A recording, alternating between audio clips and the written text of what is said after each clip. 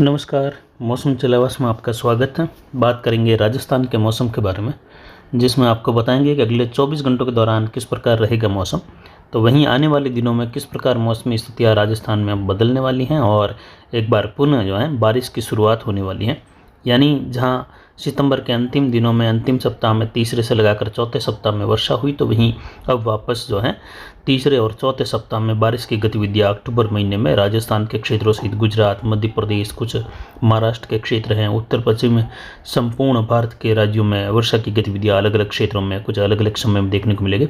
एक सर्कुलेशन दक्षिण पूर्व पाकिस्तान पर एक चक्रवाती हवा का क्षेत्र प्रभावी रूप में बन रहा है उत्तर पश्चिमी राजस्थान के आसपास, जिसमें पश्चिमी राजस्थान में हवाओं की गति आज कुछ फिर से बढ़ती हुई दिखाई देगी और आज और कल कुछ तेज हवाएं पश्चिमी राजस्थान के बॉर्डर वाले क्षेत्रों से लगाकर जैसलमेर, बाड़मेर, बीकानेर, जोधपुर के पश्चिमी इलाके हैं, गंगानगर, हनुमानगढ़ में कहीं कहीं तेज हवाएं चलने की संभावनाएं रहेगी। और ये बढ़ते हुए प्रभाव चक्रवाती परिसंचरण तंत्र की वजह से WD से प्रेरित यहाँ पर एक WD अफगानिस्तान के पश्चिम के आसपास तक लगभग पहुँच रहा है और जेट का झुकाव अब पाकिस्तान के उत्तरी भागों से लगाकर दक्षिण तक के किनारों तक, या कह सकते हैं अरब सागर के उत्तर तक पहुँच रहा है। और ये धीरे धीरे जैसे ही जेट का दायरा पूर्व की ओर बढ़ेगा तो गुजरात के लगभग मध्य भागों तक ये जेट पहुंच जाएगी, यानी राजस्थान के संपूर्ण हिस्सों को कवर करते हुए दक्षिण रहेगी। वहीं इस प्रकार का माहौल देखने को मिला था 2021 में, जब जेट उत्तर मध्य अरब सागर तक पहुंच गई थी और उस दौरान भी कई इलाकों में अरावली में जोरदार वर्षा अक्टूबर महीने के तीसरे चौथे सप्ताह के आसपास के समय में देखने को मिली थी। कुछ जगहों पर उस दौरान ओलावृष्टि की भी छोटी मोटी घटनाएं देखने को मिली थी। वैसे ही संभावनाएं एक बार पुनः अब जो है वापस बढ़ रही हैं और इस बार पश्चिमी राजस्थान में कुछ बारिश में तेजी देखने को मिल सकती है, जिसमें जैसलमेर, बाड़मेर, बीकानेर, जोधपुर के पश्चिमी इलाके हैं, गंगानगर, हनुमानगढ़, चूरू, झुंझुनू, सीकर से लगाकर नागौर की ओर विशेषकर प्रभाव रहेगा। जिसमें विशेष प्रभाव देखें तो जैसलमेर, बीकानेर, गंगानगर, हनुमानगढ़ से लगाकर इन इलाकों में देखने को मिलेगा। बाड़मेर के उत्तर मध्य भागों के आसपास से लगाकर जहां कहीं कहीं भारी तो कुछ इलाकों में भारी से बहुत भारी वर्षा की गतिविधियां सीमित दायरे में रहेगी। इस मैप में आप इस प्रकार समझ सकते हैं कि आने वाले दिनों में एक चक्रवाती तूफान भी अरब सागर, बंगाल की खाड़ी में उभरने की संभावना, हालांकि दोनों ही जगहों पर, क्योंकि इस समय ITC जेट का दायरा दक्षिण मध्य भारत की ओर बढ़ रहा है, जिससे समुद्री क्षेत्रों में इन जगहों पर इसका विशेष प्रभाव बना रहेगा। यहाँ पर दो पवनों का मिलन भी होता रहेगा, जिससे यहाँ पर सर्कुलेशन उभरते हुए उसके निम्न दबाव, डिप्रेशन, डीप डिप्रेशन के बाद तूफान बनने की संभावनाएं बढ़ जाती हैं और ये तूफानों की सीजन भी शुरू हो जाती हैं। तो यहाँ पर तूफान बनने की संभावना है। जो लाल कलर में ट्रैक दिखा है वह ट्रैक आप देख सकते हैं उत्तर की ओर बढ़कर उत्तर पूर्व में मुड़ना, और जिसकी संभावनाएं जो हैं 26 अक्टूबर के आसपास से लगाकर 25-26 से लगाकर 5 नवंबर के मध्य इसके उत्तर पूर्व में मुड़ने की जो संभावना रहेगी वह जेट के आधार पर, अन्य मौसमी प्रणालियों के आधार पर 65% रहेगी, जबकि पश्चिम उत्तर पश्चिम में झुकाव इसका 35% के आसपास संभावनाएं फिलहाल बनी हुई है।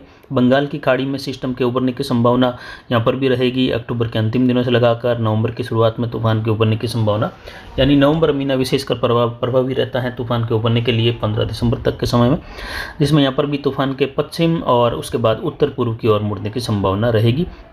यानी ज़्यादातर बंगाल की खाड़ी में बनने वाले सिस्टम का रुख भारत की ओर ही रहेगा, चाहे वह आगे बढ़ते हुए कमज़ोर हो जाए या फिर जो है एक प्रभावी रूप में ही आगे बढ़ जाए। इसमें जो नीले कलर का गहरा कलर आप देख सकते हैं, जो यहाँ पर राजस्थान से लगाकर जम्मू कश्मीर, हिमाचल तक दिख रहा है, ये हैं हवाओं का तेज़ प्रवाह जेट में। जबकि जो नीले कलर की लाइन हल्के कलर में देख सकते हैं, जो गुजरात और मध्य प्रदेश के उत्तर पश्चिम से होते हुए गुजर रही हैं, ये हवाओं की दक्षिण की दिशा में कमज़ोर स्थिति रहेगी, जिसमें जेट का झुकाव अरब सागर के मध्य भागों तक, महाराष्ट्र के क्षेत्र हैं और यहाँ पर देखें तो कुछ तेलंगाना के करीब से लगाकर छत्तीसगढ़ वगैरह पूर्वोत्तर राज्यों तक बना रहेगा।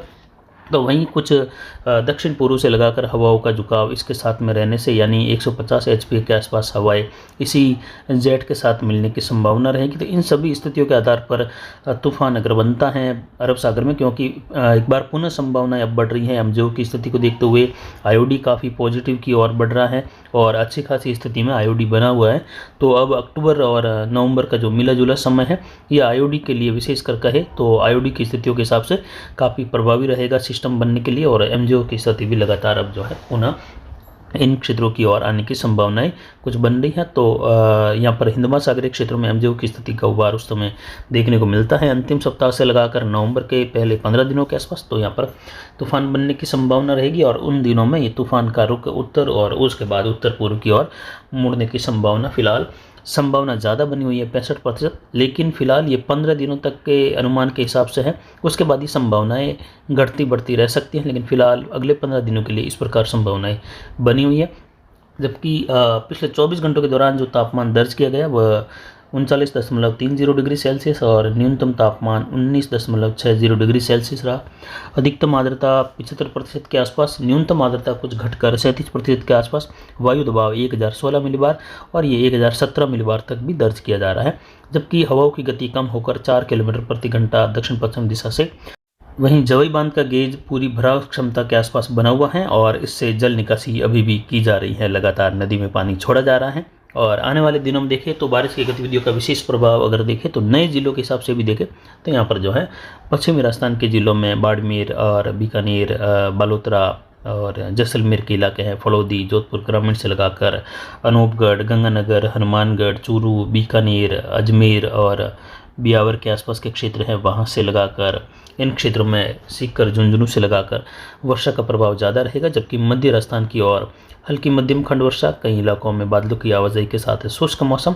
तो वहीं दक्षिण पूर्व राजस्थान में भी खंड वर्षा की स्थिति मध्य राजस्थान की तरह, लेकिन कहीं कहीं एक दो के स्थानों पर तेज बारिश के स्पेल भी देखने को मिल सकते हैं खंड वर्षा के रूप में। कई इलाकों में मौसम के बादलों की आवाजाही और बूंदाबांदी के बीच में शुष्कता भी बनी रहेगी। फिलहाल अगले 24 घंटों के दौरान बादलों की आवाजाही दक्षिण पूर्व मध्य राजस्थान की ओर बढ़ेगी। कुछ जगहों पर घने बादल छाने से एक दो स्थानों पर बौछार वाली स्थिति बन सकती है।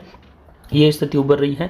यहाँ पर बने हुए सर्कुलेशन के कारण जो आर्द्र हवाएं पहुँच रही हैं दक्षिण पूर्व पाकिस्तान के आसपास से लगाकर दक्षिण पूर्व राजस्थान के आसपास, और यहाँ पर बना हुआ एंटी साइक्लोन जो लगातार हवाओं को नीचे धकेल रहा है, यानी उच्च दबाव की स्थिति बनाए हुए हैं। तो बादल निचले स्तरीय बनेंगे कपासी बादलों की तरह, लेकिन कुछ सघन बादल बन सकते हैं जिससे कहीं कहीं बौछार या फवार गिरने वाली स्थिति दक्षिण पूर्व राजस्थान के आसपास घने बादलों की आवाजाही के साथ अरावली रेंज में कहीं कहीं बन सकती हैं। ज़्यादातर मौसम शुष्क बना रहेगा, लेकिन फिलहाल एंटी साइक्लोन की वजह से दक्षिण पूर्व पूर्वी राजस्थान के आसपास निचले स्तर के बादल ही बनने की संभावना है। जैसे जैसे जेट का झुकाव दक्षिण होगा वैसे वैसे एंटी साइक्लोन की स्थिति दक्षिण पूर्व और पूर्वी भारत की ओर बढ़ जाएगी, जिससे राजस्थान, मध्य प्रदेश का पश्चिमी हिस्सा ये एंटी साइक्लोन के दायरे से बाहर हो जाएगा। उस दौरान यहाँ पर ऊंचाई वाले बादलों का निर्माण और जेट के दायरे में होने वाले बादल यहाँ पर आने वाले दिनों में ओलावृष्टि वाली स्थिति पैदा कर सकते हैं कहीं, जिसमें विशेषकर पश्चिमी उत्तर पश्चिमी राजस्थान का इलाका है, जयपुर, भरतपुर संभाग है, यहाँ पर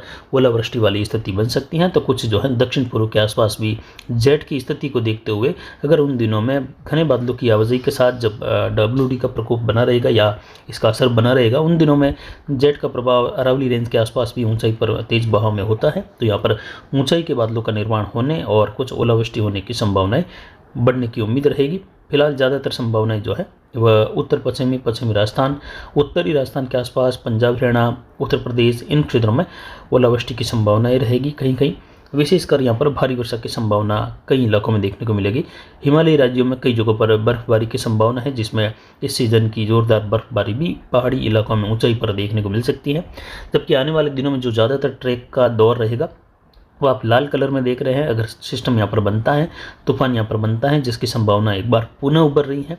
तो यहाँ पर जो है ये संभावनाएं उभर रही हैं, जिसकी एकदम से कहे कि वास्तविक स्थिति में सटीक जानकारी लगभग जो है ये स्थिति 17-18 तारीख के आसपास जाकर क्लियर होगी कि वास्तविक रूप में तूफान की स्थिति क्या प्रभावी रहेगी या केवल डिप्रेशन के आसपास जाकर ये कमज़ोर हो जाएगा। उसके बाद की स्थिति तय होगी, लेकिन संभावनाएं ट्रैक आप देख सकते हैं इस प्रकार ज़्यादा रहने की उम्मीद रहेगी। साथ ही 15 तारीख से ही बारिश की गतिविधियों का दौर उत्तरी राजस्थान में शुरू हो जाएगा, उत्तर पश्चिम, कुछ पश्चिमी, मध्य, उत्तर मध्य राजस्थान में भी। तो किसान भाइयों को पहले से ही लगातार फसल कटाई के लिए अब आगे मनाही की जा रही है कि आप अब फसल कटाई का कार्य बिल्कुल नहीं करें। जो कटी हुई फसलें हैं उनको इकट्ठा करके ढकले हुए या थ्रेसिंग का कार्य करके उनको घर ले आए। और वहीं पाली के सोजत मारवाड़ जंक्शन में मेहंदी की फसल की कटाई का कार्य जो किसान कर रहे हैं उनको आज कटाई के लिए मना करते हैं कि आप आज कटाई नहीं करें, क्योंकि आज अगर कटाई करते हैं तो 15 तारीख के पहले उस मेहंदी को आप इकट्ठा करके पत्तों को झाड़ कर जो है आप बोरों में भर सकते हैं। अगर 15 तारीख के बाद आपने या 15 तारीख को आपने खेत में दोपहर बाद के बाद फसल पड़ी रखी तो आपकी फसल खराब होना लगभग तय है। इसीलिए आप मेहंदी की फसल की कटाई का कार्य बिल्कुल नहीं करें।